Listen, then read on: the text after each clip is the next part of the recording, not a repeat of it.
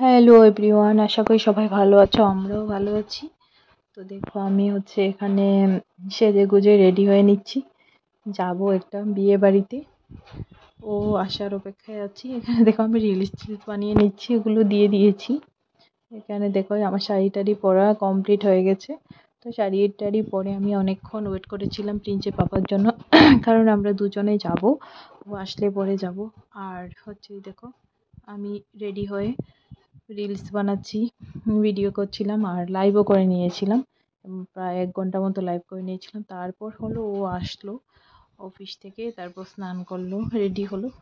তারপর এই দেখো এখন অফিস থেকে আসার পর আমাকে পুরো একদম পা থেকে মাথা অবধি ভিডিও করে দিচ্ছিল। পারে না এতটা, তাও চেষ্টা করছিল এতটুকুই, যা পারে আর কি। আমরা তো নতুন নতুন, এত ভালো করে পারি না, যা পারি সেইটুকু দিয়ে চালাই কোনো রকম। তারপর দেখো কি সুন্দর প্রিন্সের দিকে ঘুমিয়ে পড়েছে। ওকে আমি রেডি টেডি হয়ে তারপরে ঘুম পাড়িয়ে নিয়েছি, কারণ ওকে ঘুম পাড়াতেই হতো না, দিনে ঘুমায়নি, সেজন্য খুব তাড়াতাড়ি করে ঘুমিয়ে পড়েছিল। আর ওকে নিয়ে যাব না, কারণ প্রচণ্ড গরম, আর বিয়ে বাড়িতে গিয়েও তো কিছু খেতেও পারবে না, সেই জন্য ওকে রেখেই যাব, আমরা দুজনেই যাব। তারপর দেখো ও একদম কমপ্লিট রেডি হয়ে আসলো। তারপর আমরা এখন বেরিয়ে পড়বো, বাইকে করেই যাব। তারপর টাউন দিকে যেতে যেতে তখন 9:30টার উপরে বেজে গিয়েছিল। আর আমরা না গিফট কিনিনি কিছু, তো সেজন্য গিফট কেনার জন্য দাঁড়িয়েছি। হকার্স থেকেই নিয়েছি গিফটটা, কারণ সব দোকান বন্ধ হয়ে গেছে। ভেবেছিলাম ব্যাগ বাজার থেকে কিছু গিফট কিনবো, বাট হয়নি। তো তারপরে এই হকার্সের সামনে এই দোকানটা থেকেই নিলাম, একটা শাড়ি নিলাম, বাট অনেক দাম নিল গো। রাত্রেবেলা তো সব দোকান বন্ধ হয়ে গেছে, সেই জন্য অনেক দামই নিতে হলো, বাট শাড়িটা ভালো ছিল, আমার থেকে ভালো লেগেছিলো। তারপর দেখো আমরা গিফট টিফট নিয়ে আবার রওনা দিলাম। আমরা যাব রামনগর, আমার যেই বন্ধুর বাড়িতে। ওকে আমি দাদাই বলি, আমার থেকে একটু 2 বছরের বড়।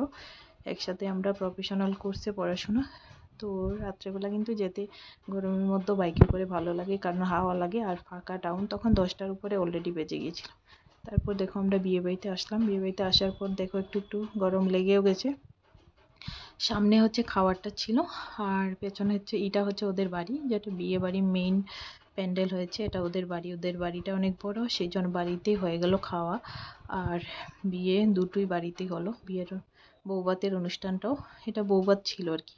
তারপর আমরা প্রথমে এখানে গিয়ে বউকে গিফট দিলাম। তারপর অনেক ওরা নাচানাচি করলো। তারপর এখানে বসে আমরা পকোড়া খাচ্ছিলাম, ফুচকা খাচ্ছিলাম। তারপর পরে দিয়ে আমরা ভাত খেতে গেলাম। তো পরের পার্টটা আরেকটা ভিডিওতে দেব, না হলে তোমরা বোর হবে, ভিডিওটা অনেক বড় হয়ে যাবে, সেই জন্য। Thank you so much everyone, সবাই ভালো থেকো, সুস্থ থাকো, এই কামনা রইল। দেখা হবে নেক্সট ভিডিওতে।